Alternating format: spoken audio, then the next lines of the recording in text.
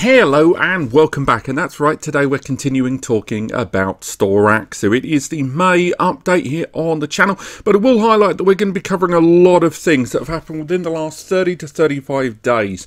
Now, for those of you that have been following the channel where we've been covering this subject and indeed this NAS Kickstarter, we've already done a lot of the updates there on the article linked in the description, but I will be updating it later today, depending on when you're watching this, because there's some new information that we're going to cover in this video.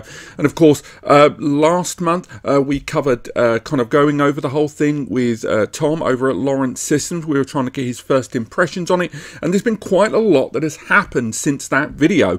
So straight away, we already did a video as well. This is a lot of self-promotion here at the beginning. We did a whole video here on the channel, myself and Eddie, talking about the history of NAS Kickstarters to give you some sense of objectivity and in terms of where Storaxa lives in the food chain of NAS and why it is potentially such a big deal that a solution like this could come out of crowdfunding, because although there have been success stories, there has been a lot of plus and minus. So again, I will link that below, but I do recommend you check that out. But let's go straight in. So I would say today's video is going to be a mixture of kind of green, amber and red things that we're going to be talking about, the good, the bad and the ugly, because it has been a real mixed bag in terms of updates of this particular Kickstarter. And I'm going to start positive. We're going to go through all of the things that I consider positive updates within the last 30 to 35 days, and then after that we'll go through the pledge manager debacle in the middle, and then a few things at the end that have been discussed on numerous platforms online with regards to this project. But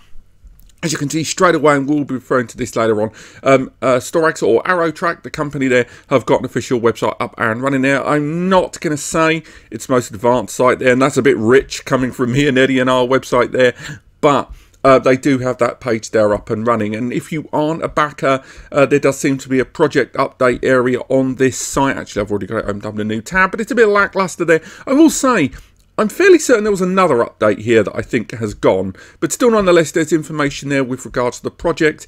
And as mentioned in the article linked and referenced earlier in the video, they do talk a little bit there about cancellation and when you're sending the device back. There's a little bit of forward planning there being rolled into that website. I would say at least as far as the TNC, there's not really any of the kind of filler there.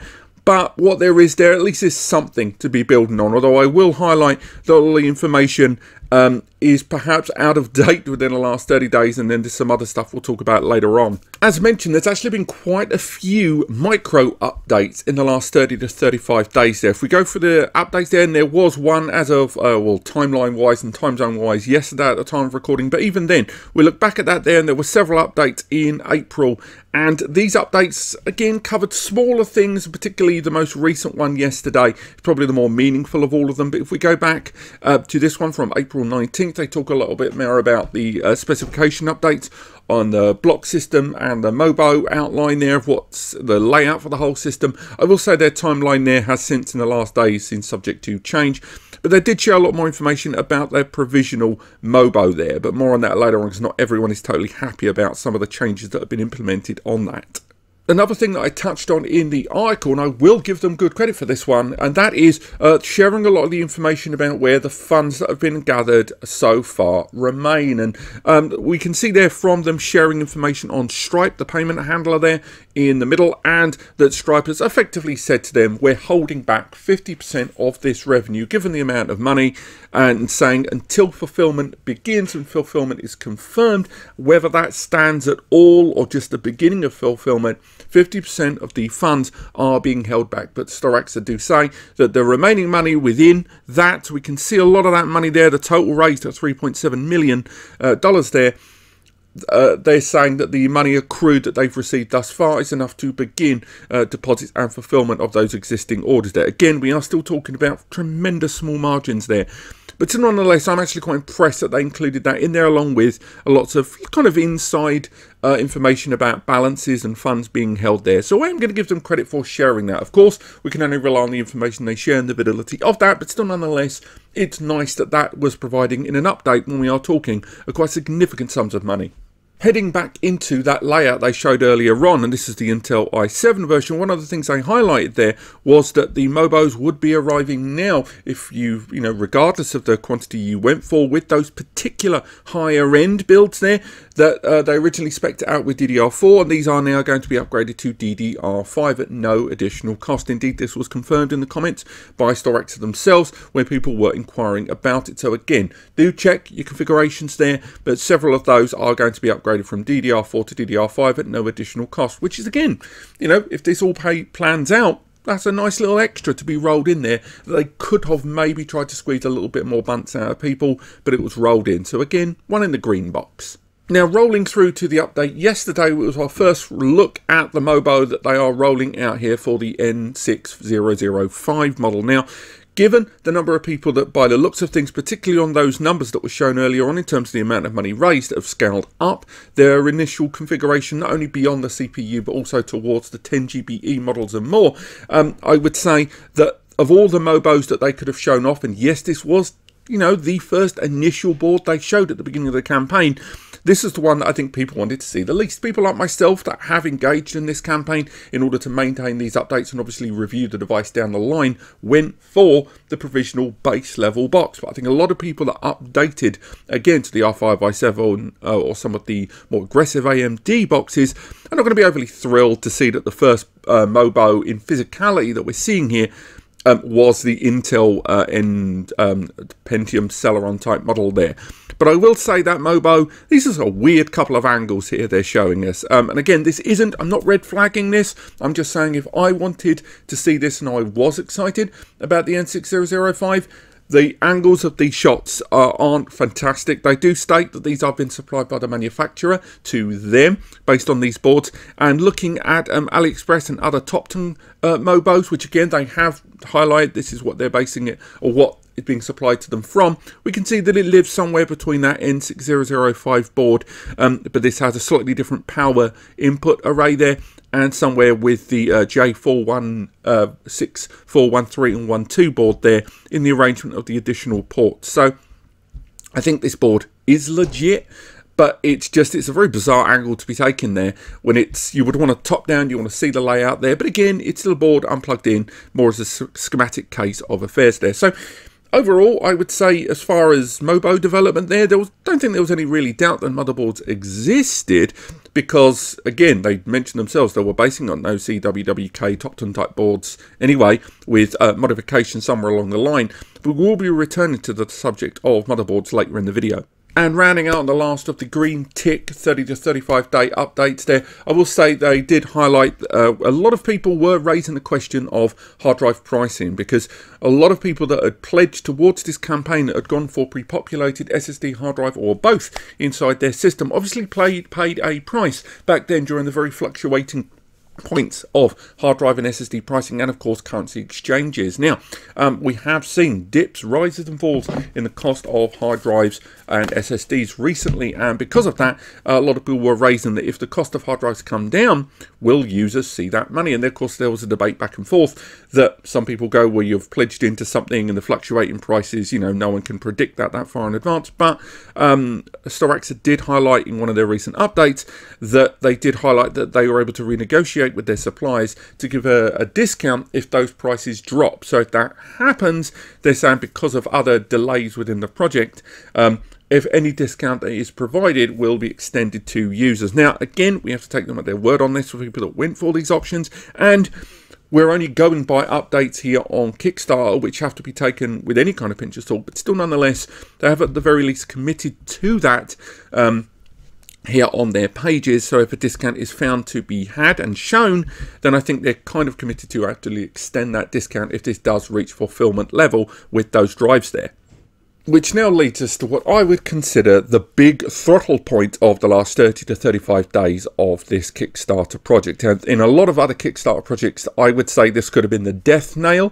It does seem like that is not the case here from what we can see thus far. But so far, PledgeBox, which is kind of one of the tools, the platforms that a lot of Kickstarters use for optional extras and scaling up, or in some cases scaling down a project for their backers, and ultimately as a means to expand a project between between the point of crowdfunding and the point of fulfillment. Now, in the case of this, Storaxa are stating that there was errors within the pledge box that aren't strictly their fault, that resulted in quite a lot of users seeing screens like this, that all of a sudden they, on their pledge screens, were being told they actually owed amounts, or that the money that they paid was not sufficient, or kind of negative balances there being displayed there on screen. Now, this has kind of been the long-running thing for a few weeks now, where Storaxa, as they're saying, have to manually go into these orders. There was no automated means to rectify this. And going through all of the people backing this, of which go into the thousands, they're saying that took up a considerable length of time.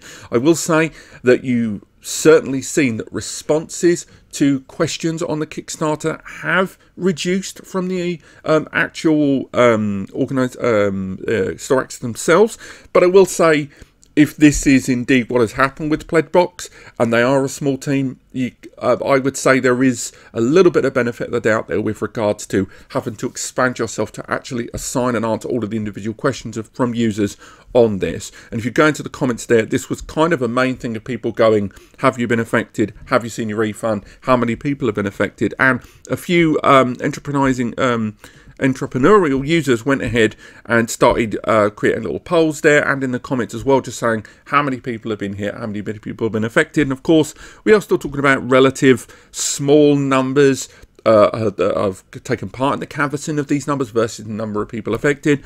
But I can say right now, at least with myself there, I wasn't hit by this. So again, it seems like not everyone was affected. It was a small pool of users. Without knowing full numbers shared on there, it's very hard to put a finger on the point of the extent of this issue and just how much manpower would have been needed to rectify all of these orders manually one by one. Another slightly wobbly moment for the campaign we have to talk about earlier on is to do with company addresses. Now, there are a lot of people that follow Kickstarters, not just this one, but just generally on websites like Kickscammers and, you know, other subreddits as well, where they will look at the architecture of these and look for those red flags. And one of them that a lot of people were discussing was the fact that the company name that Arrowtrak was utilizing on some of their documentation changed. Now, what do I mean by that? Well, we mentioned their website earlier on and their trading address. So if we go into the contact us section there, you can find out more information about where they are stated to reside. And we can see that details on there were a little bit thinner. Now, when we made our way in, a lot of people were alerted, both in the comments of the individual Kickstarter and here on Reddit, that people were saying how the address suddenly changed, as you can see there, because there was an address in Hong Kong listed there for Arrowtrak, and then all of a sudden registration for this location here based in Denver. Now, to their credit, they did go to the trouble of explaining themselves eventually, but there was a few dicey days. Well, a lot of users were wondering why exactly the address had changed to some random location here in Denver for this Hong Kong-based company. And a lot of users were quick to comment before Storaxa themselves jumped in and just saying, you know, it's a tax thing. And when it comes down to it, if you look at where they've got that registered on their invoices with the sample that Storaxa themselves provided. And Storaxa went on to explain regarding Chinese companies and crowdfunding campaigns. And it was effectively a way for, on the one hand, managing shipping and returns, and another one managing the money via Kickstarter there. Again, kind of wish they had explained this prior to making those changes to let people know, because there was definitely some dicey times there on multiple forums where this was raised. And I think, again, we can ignore some of the more, I would say, comedic comments there. But they're still saying, nonetheless, this was a wobbly moment for a few users following this game. Yeah, yes, for those watching this, it is a crowdfunding campaign. It is Kickstarter. There is always going to be an element of the unknown because you're not dealing with a premium here when it comes to like an Amazon or an eBay or whatever. But still, nonetheless, I think this was a wobbly moment within the campaign for a few users, and it shook people up a little bit. Talking about moments that shook people up a little bit, this is one that is currently outstanding, and hopefully by the time you're watching this video it will be resolved, and that is to do with the website itself that I showed you earlier on. And it was raised by several users online, both on the Kickstarter comments themselves and on some of the Reddit forums there, that the address here for Arrowtrak and this website is kind of gonna go. We can see there that it expires on the 23rd of May, and today's the 15th of May. It was created way back in May 2020, and that domain there just seems very odd that we've seen this domain looks like it's going to run out, even though we've seen a few little updates on the project via these pages. It seems really odd that someone would go to the trouble of updating this website and starting to add it as a, a credible platform to market this product from. But something as simple as the domain running out in May, that seems like a heck of an oversight there, and there are a few users out there wondering why that's the case. Now, this is not, this isn't really that detrimental to an overall campaign. Let's face it, their primary outlet right now is Kickstarter, and therefore, giving them shares for a website running out, the GoDaddy there, and someone else maybe swiping it up. I'm just surprised, given this has been commented on online a couple of times, moving to another tab there inadvertently, this has been raised a couple of times.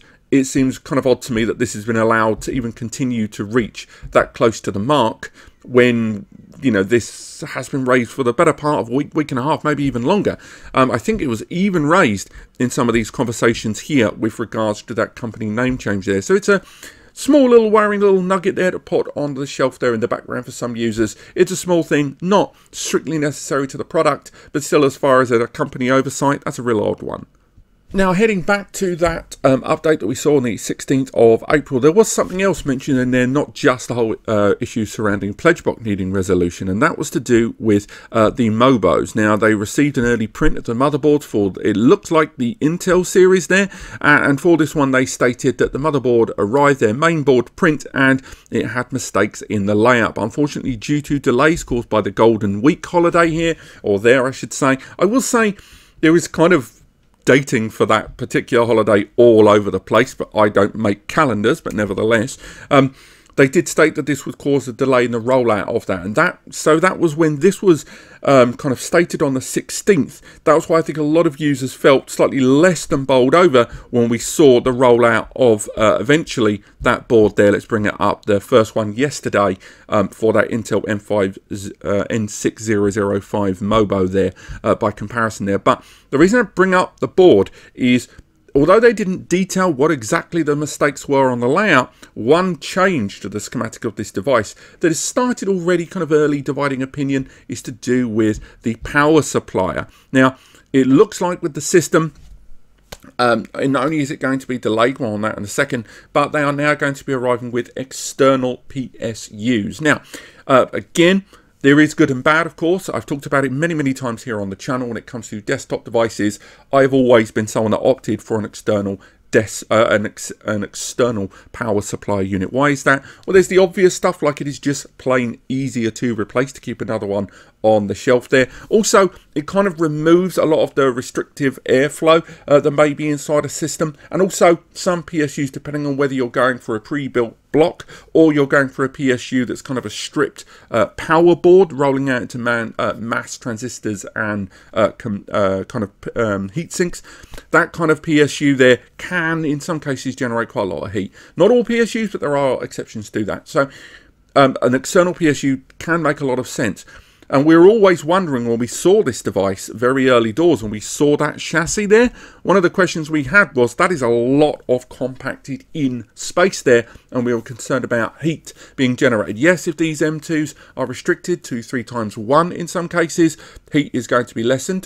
Classic example of that we were talking about on the channel was that Acer Store Flash Store series, but some of these are going to be running much higher speed M2s on there. So we were always concerned with some of those configurations about that air and space. So having an external PSU does kind of make more sense in some of those, but there's no avoiding that an external PSU on some of these systems, like the i7 ones, yes, you're not going to have room for putting like a GPU card in there, but it is going to result in bigger external PSUs, and there are some users who are not going to be overly chuffed by the idea of a big chunky external PSU on their systems there.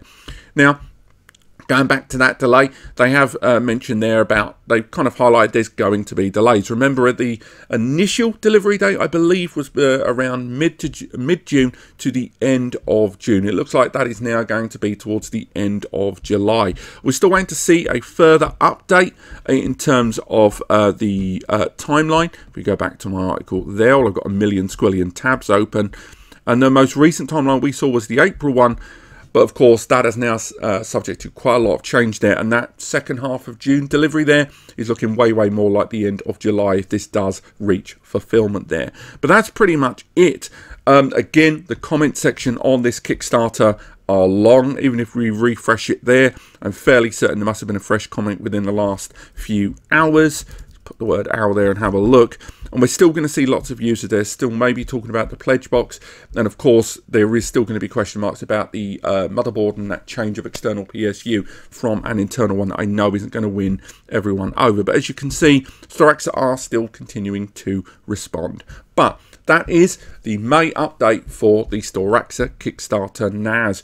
It looks like, you know, if it's going to arrive, it's going to be in the next couple of months. And of course, we will be talking about it here on the channel. We got another Kickstarter video coming very soon. We're going to talk about a subject that I kind of alluded to in this, this video here, where we talked about a very particular Kickstarter that has kind of, I would argue, serving as a basis of comparison that people need to look out for. And that is, of course, the Hyper Raid box, which is something we will be talking about soon. But thank you so much for watching. I hope you've enjoyed this. Let me know what you guys think. Maybe you're following this. Maybe there's something I've missed on my updates here in the last 30 to 35 days. Do let me know in the comments. But apart from that, have a great week. I will see you next time.